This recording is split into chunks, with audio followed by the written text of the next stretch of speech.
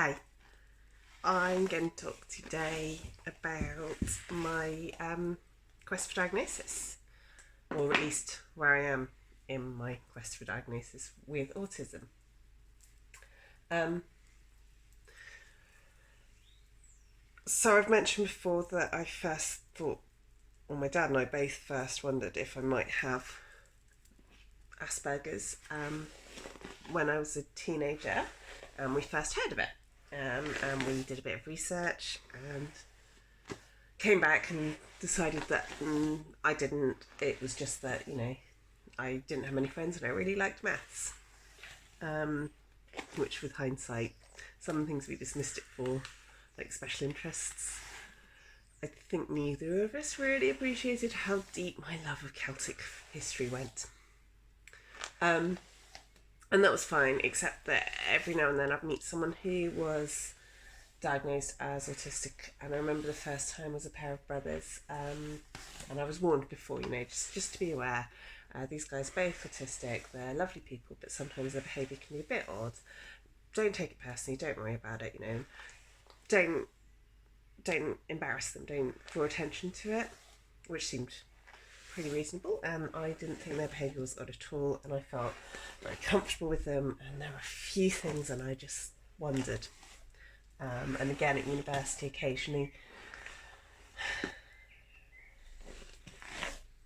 just occasionally, or afterwards I'd hear about a friend getting diagnosed and wonder, but not want to say anything or bring anything up because that's not what I had. Clearly, I'd done the research.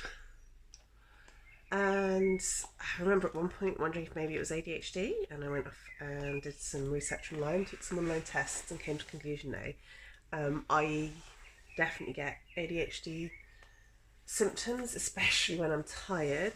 I can look from the outside very much like I have ADHD when I'm tired, and I definitely have a lot of the executive dysfunction issues that come with ADHD, but there's also a whole raft of problems that people with ADHD have to deal with that I don't. So that's pretty good, quite reassuring, I guess. Except I still knew there was something different about the way I saw the world to the way a lot of other people seem to. And I keep seeing this phrase that I'll come back to later about not being broken neurotypical, and at the time I really felt like a broken neurotypical person. I started to work for a big bank. I was doing software development for them, and they were quite big on mental health. They saw it as very important, and it was through their private health insurance that I had with them that I managed to get my fibromyalgia diagnosis and my Ehlers-Danlos hypermobility diagnosis, and actually chronic fatigue at the same time, which made a huge difference, but also was pretty traumatic. I didn't want to discover I had fibromyalgia. I didn't want that to be part of what was wrong with me. Part of why I was sure that the ADHD didn't fit me was because I'd also looked at chronic fatigue, and it had fit me so neatly that I'd had to turn the computer off and step away, because that didn't seem like a fun thing to have either, and yet that seemed to be what I had.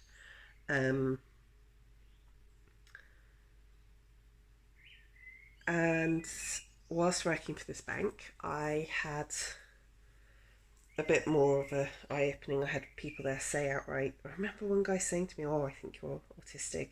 I've got a friend whose daughter's autistic. You definitely are autistic." And I said to him one time, "I think you've got ADHD," and I meant it kindly. I don't think ADHD is a bad thing to have, but he took it as an insult, which I thought was really weird when he spent all this time talking to me, telling me I definitely had autism, and he didn't see that as an insult, but he did think it was an insult to be told he might have ADHD, which on hindsight maybe he was just on cocaine. Sorry, that was a really bad joke. But the bank did a bit of work about and workshops about the difference in how autism presents in men and women, and obviously it's not as simple as that, but I did recognise the list of differences that they were giving as being the list that me and my dad had written when I was younger. And I talked quite openly with a few people about it, and I was given a bit of sort of feedback that I've had a few times, basically saying, well, just accept this as, you don't need a label. Labels aren't always a good thing. I've been told that a lot. Why is there this rush to always have a label for things? And you know, just have it something you know about yourself, but you don't need to go. And I think part of it's that people didn't want me to be stigmatized the way that you can be when you have autism.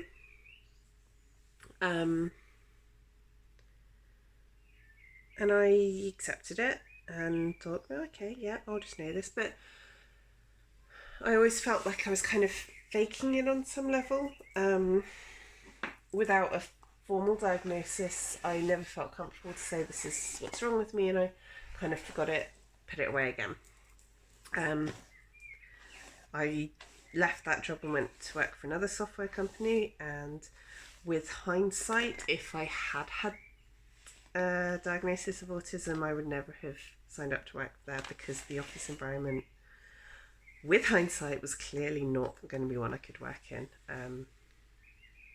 But at the time I didn't know that, I didn't appreciate that. I went along, I had a breakdown, I can't code without having a panic attack anymore, and that really, really sucks. Because coding is something my brain's really good at, that kind of pattern matching, pattern seeking. Coding is maths and languages, and my brain loves both. So the pandemic hit, which led me to a complete career change into care, which is what I'm doing these days. And then we had a management change, and I was expected to change my environment completely, and it completely broke me. And unlike the previous time when I'd worked at the bank and the environment had changed and everyone had been super supportive because they knew this thing about me that I didn't 100% know about myself, and wasn't, yeah, everyone else seemed to know more than I did. And I think when I got the fibromyalgia diagnosis, fibromyalgia comes with hypersensitivity to external stimuli. The tendency to overwhelm that I get could be explained by the fibromyalgia, and you know, I started to put some of it down to that. Anyway, I was given the support at this bank because everyone there just treated me with that kind of respect and giving me the support and space I needed, and trying to help me have the environment I needed. Where I'm working now, that wasn't the case, and I didn't feel comfortable explaining why it wasn't working for me. So I knew the problem, and I knew for sure now what was going on, because I was starting to recognise that some of the migraines weren't really migraines. They were more like something, they weren't a migraine, there wasn't the pain, there wasn't, it was a sense of such complete overwhelm that I couldn't function. And I was starting to realise that this was probably related to being autistic, and I probably should go and speak to a GP and just put the question to them, because self-identifying as autistic felt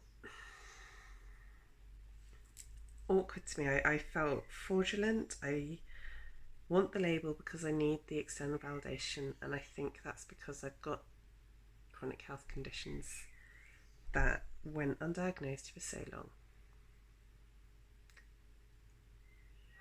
which is hard, and a familiar story, I think, that many people with autism or any other chronic health, any chronic health condition, because I do not consider autism to be a health condition as such, not the same way my fibromyalgia or asthma are. I like my autism.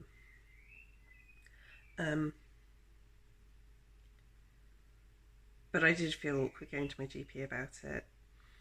So I wrote out a whole list of things I needed to see him about, and made the appointment. Was really lucky to be able to see somebody within a couple of weeks. I think it was even less than that, within a week. In which time my eyebrows fell out from stress, so that was fun. I went in, no eyebrows, or they were in the process of falling out, nearly gone.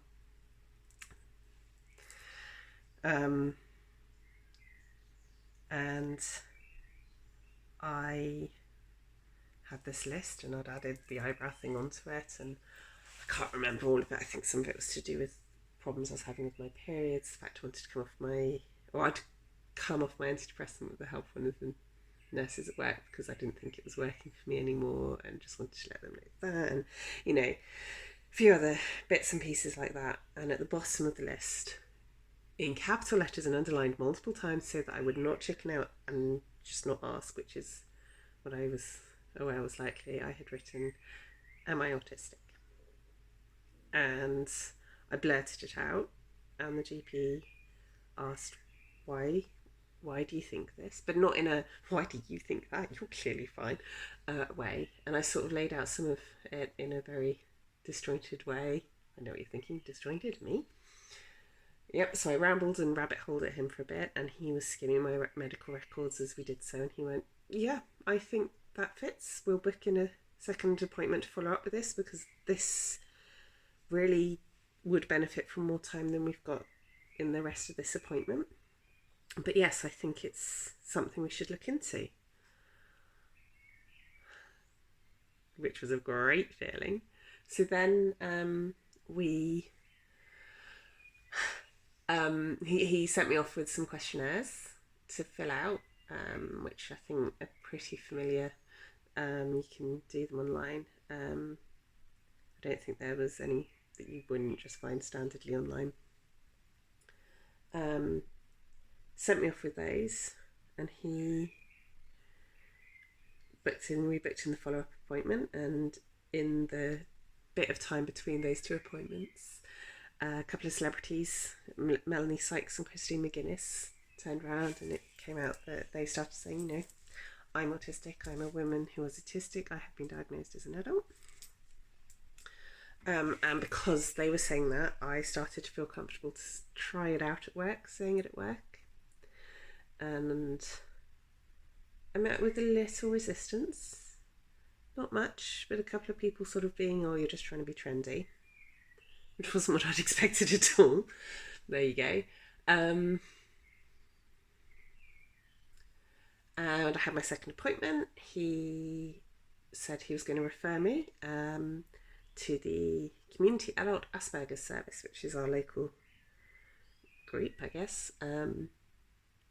It's a 6-month waiting list to see them, and then they basically, if that meeting goes well, if that appointment goes well, they can put me on the official waiting list for official diagnosis, which is an 18-month-long waiting list, so you don't get on that waiting list very easily. So 4.5, 5 months after that GP appointment, I had my appointment with the psychologist from the Community Adult Asperger's team, and she was amazing, and I cried a lot, and I remembered a lot, and she said to me right at the start, we're going to talk about things, and you are going to come away from this meeting feeling as though, I should have mentioned this, I should have worded that differently, here's all these things I've forgotten. She said, that's normal, it's okay to feel like that, we expect you will not be able to cover everything in the time we have. Don't feel guilty, don't beat yourself up about it, don't think it's going to impact. We are aware. So that was reassuring. We talked a lot about my childhood, about difficulties that I face, difficulties I have, things that I find challenging, why I find them challenging, and not just things that I knew were linked with being autistic, but other things as well that would come up, and she'd go, I hear that all the time from autistic people, and that felt really, really validating and made me realise that it probably has an impact on me in areas I hadn't even considered. I mean, it definitely has impacts in areas I hadn't even considered. And we were finishing up, and I made some comment about, oh yes, no, she recommended I contact our local mental health, I'm not sure what it is, the NHS mental health locally people. They're called Steps to Wellbeing, and I was one of the areas that we talked about because I've been through them before, and they gave me cognitive behavioural therapy, and it did not go well for me, and in a way that she recognised.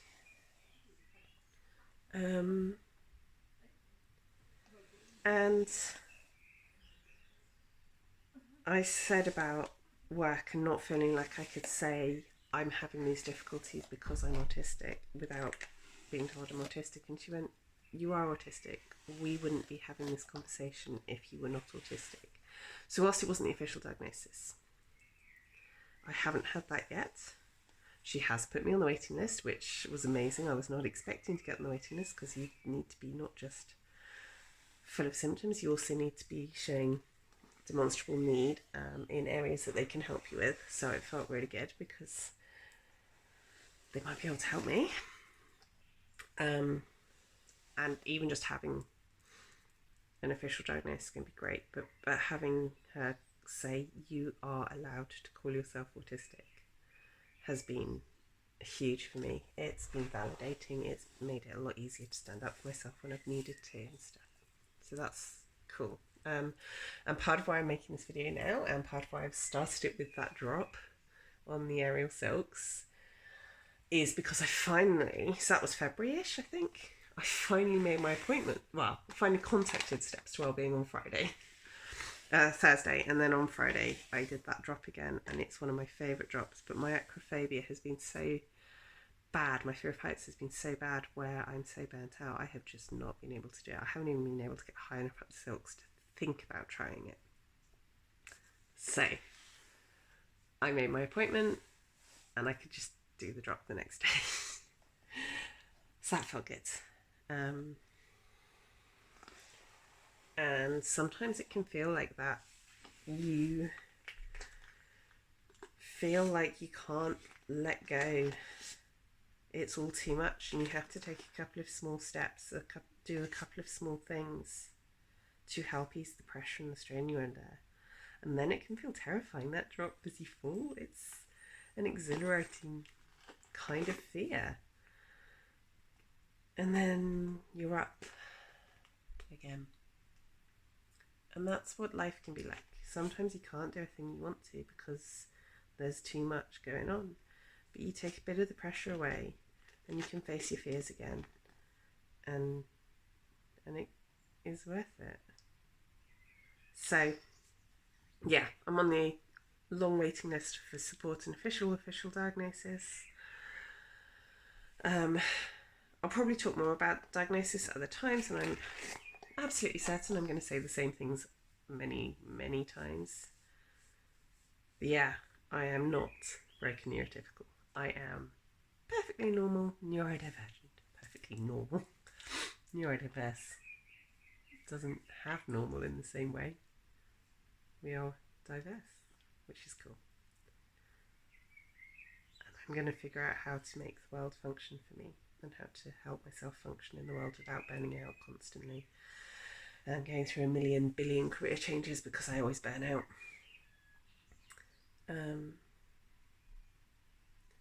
Yeah, this is much longer than I meant it to be. Sorry. Bye.